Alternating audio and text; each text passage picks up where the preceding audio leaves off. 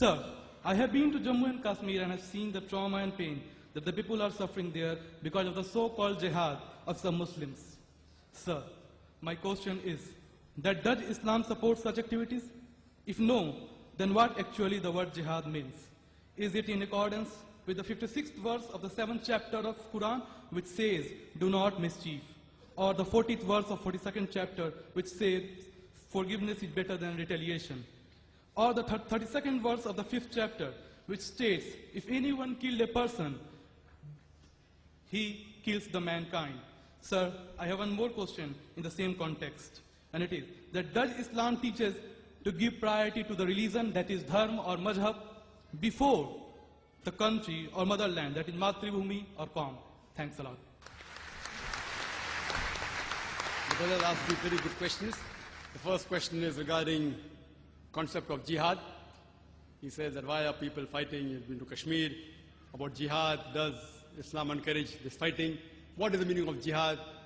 Does it not disagree with the quotations he gave of Surah chapter 5 verse 32? Brother, as far as the word jihad is concerned, there's a misconception not only amongst the non-Muslims, but even among the Muslims. What most of the people think, that any war fought by any Muslim, for any reason, whether it be for his personal gain, whether it be for politics, whether it be for language, whether it be for color, it is called as jihad. Jihad does not mean any war fought by any Muslim. Jihad comes from the Arabic word jahada, which means to strive, which means to struggle, like how we have jidd jahad. So jihad basically means to strive, to struggle. And in the Islamic context, it means to strive against one's own evil inclination. It also means to strive to make the society better. It even includes to strive in the battlefield to fight in self-defense. Jihad also means to fight against oppression and tyranny. Jihad basically means to strive or struggle. Many people have misconception that jihad means holy war. And many people translate jihad as holy war. The Arabic word for holy war is harbun muqaddasa. If you read the Quran, nowhere in the Quran, not a single verse, nowhere in the authentic hadith of Muhammad sallallahu alaihi wasallam is this word harbun muqaddasa mentioned anywhere. There's no harbun muqaddasa at all. The translation of jihad is not holy war at all.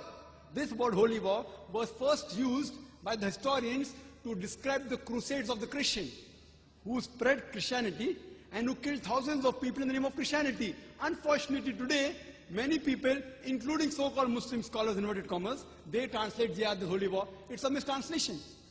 Yes, jihad means to strive, to struggle. One of the striving can include fighting. Fighting also should be in the way of Allah subhanahu wa ta'ala, that is qital fi sabilillah. Now regarding a question, that why does Islam encourage fighting and killing? And there are many critics of Islam who normally say, Islam is a ruthless religion. It always says that we should kill the non-Muslim wherever we find them. Many critics, including the critic of India, Arun Shuri, and he writes in his book, The World of Fatwa, he quotes Surah Tawbah, chapter number 9, verse number 5, and says that the Quran says, wherever you find a kafir, into bracket Hindu, that you kill them. And if you open the Quran, Surah Tawbah, chapter 9, verse number 5, and if you read, it does say, wherever you find a kafir, you kill. But this is a quotation out of context.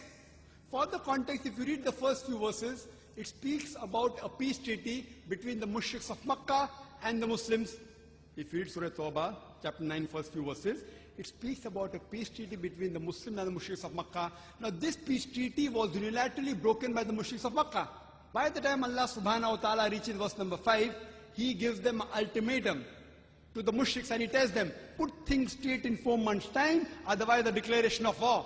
And in the battlefield, Allah says that when the enemies come to attack you, you kill the enemies. So this verse is revealed in the battlefield, that when the enemies come to kill you, don't get scared, fight them. But naturally, any army general today, to boost up the morale of his soldiers, he will say that when the enemies come, kill them. He will not say that just be quiet. And Arun Shuri, after quoting verse number 5, he jumps to verse number 7.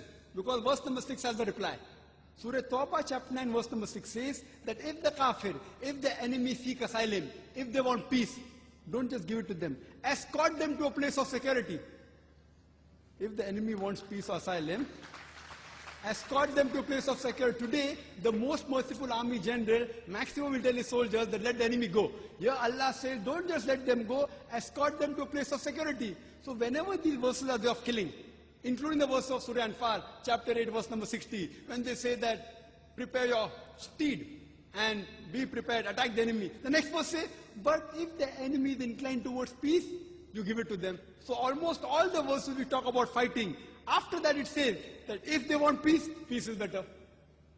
Now regarding your question, what about the verses of Surah Ma'idah chapter 5 verse 32, Surah Nisa chapter 4 verse 40, that if anyone kills any human being, it's as though he has killed the whole of humanity. This is the basic rule of Islam, that if anyone kills any human being, whether it be a Muslim or non-Muslim, unless it be for murder or for creating mischief in the land, spreading corruption in the land, it is as though he has killed the whole of humanity. And if anyone saves any human being, it is as though he has saved the whole of humanity. Now if you read Bhagavad Gita chapter number 2 verse number 50, it says, Shri Krishna tells Arjun to do jihad, strive.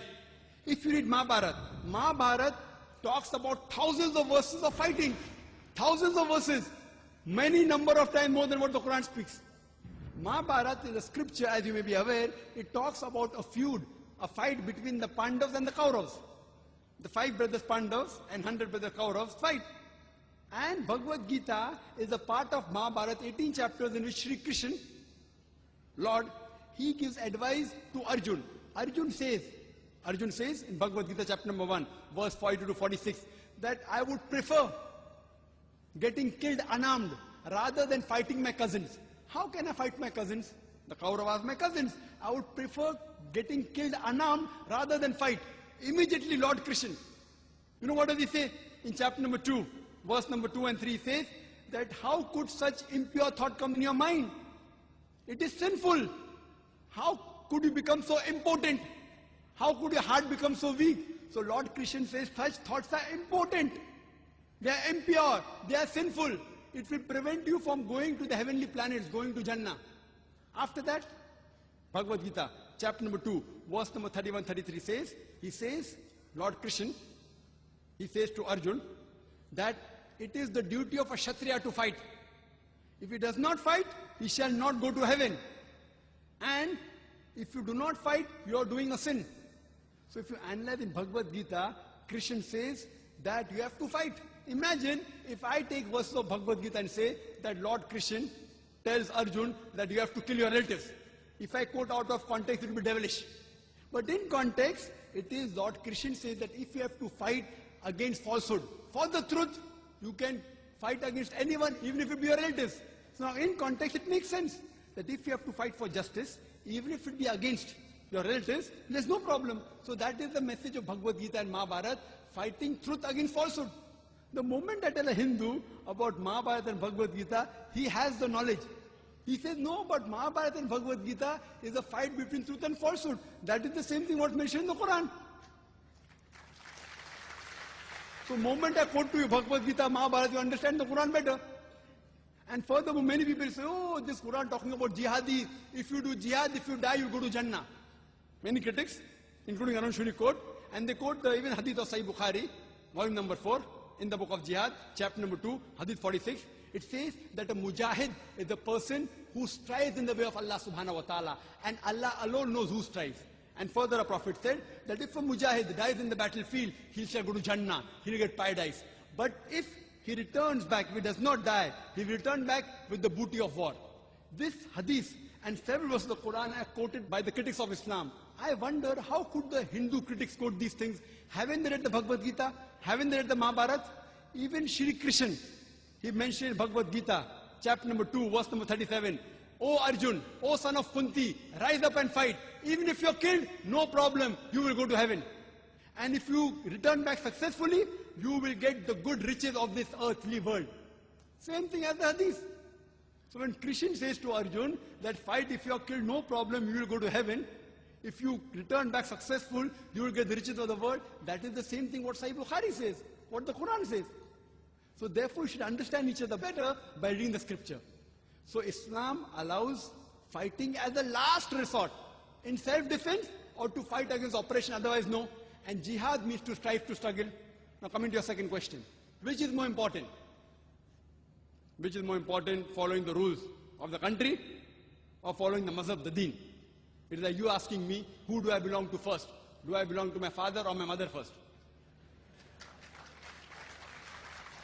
Brother, as far as following the rules of the